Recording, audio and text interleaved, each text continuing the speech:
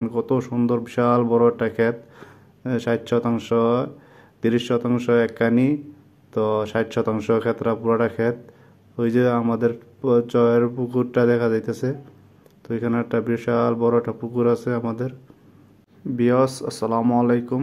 সবাই কেমন আছেন? আশা করি সবাই ভালো আছেন। আলহামদুলিল্লাহ, আমিও ভালো আছি।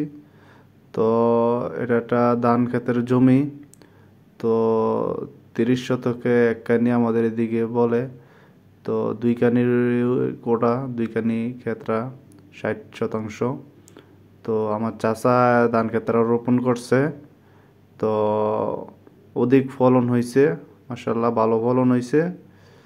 তো বর্ষাকালে পানি হয়, ওই বর্ষাকালে পানি হওয়ার পর যে পানি শুকায় যায়, তখন এই ধানগুলো রোপণ করছে। এটা এরি ক্ষেত না, বাওয়া ক্ষেতও না। এটা কি ধান বলে, বর্ষাকালে পানি শুকায় যাওয়ার পরে তো এই ধানগুলো রোপণ করে। তো 90 দিনের ভিতরেই ধানগুলো চলে আসে, 3 মাসের ভিতরে। তো দেখেন, বিরাট বড় একটা জমি। তো খুব ভালো ফলন হয়েছে। তো দেখছেন, বিরাট দুই কানি একটা কোড়া। তো 60 শতাংশ, 60 শতাংশ, 30 শতাংশ এক কানি। তো এই ক্ষেত্রে পুরোটা 60 শতাংশ। তো দেখতেই পাচ্ছেন কত সুন্দর হয়েছে ফলন। তো চারপাশটা আমি ঘুরে দেখাইতেছি। তো এদিকে অসম্ভবত পেকে গেছে ধানগুলা পেকে গেছে।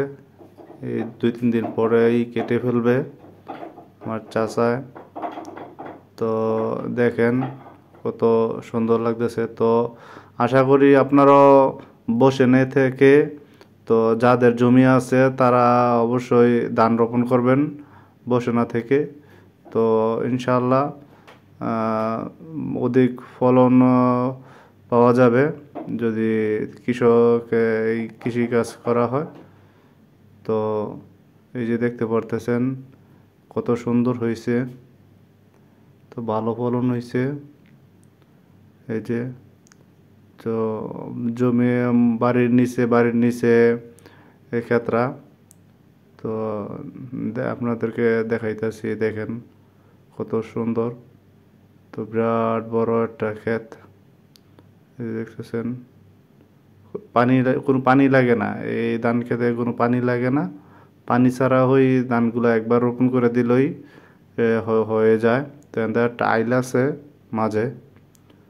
তো এই যে দেখতেছেন কত সুন্দর, সবুজ শ্যামল, কত ধান ক্ষেত, কত সুন্দর, খুব সুন্দর লাগতেছে। তো এই যে দেখেন, তো আপনারাও আশা করি সবাই ধান, যাদের জমি আছে, জমি খালি না রেখে ধান রোপণ করবেন। তো ধান রোপণ করলে আপনাদের খরাক চলে আসবে, খরাক হয়ে যাবে। এই যে দেখেন, বিশাল বড় একটা ধান ক্ষেত। তো সাইডে এই যে আমাদের বাড়ির নামাতেই ক্ষেতটা, বিশাল বড় একটা ক্ষেত জমি দেখতে পাচ্ছেন, কত সুন্দর বিশাল বড় একটা ক্ষেত। 60 শতাংশ, 30 শতাংশ এককানি, তো 60 শতাংশ ক্ষেতটা পুরোটা ক্ষেত। ওই যে আমাদের চয়ের পুকুরটা দেখা যাইতেছে। তো এখানে একটা বিশাল বড় একটা পুকুর আছে আমাদের। তো এই যে দেখেন, খুব সুন্দর, কত সুন্দর লাগতেছে, খুবই চমৎকার ধান ক্ষেত। তো আপনারা বসে না থেকে সবাই ধান রোপণ করবেন, খালি জায়গা রাখবেন না। সবাই জায়গা জমিতে ধান রোপণ করবেন ক্ষেতের মধ্যে।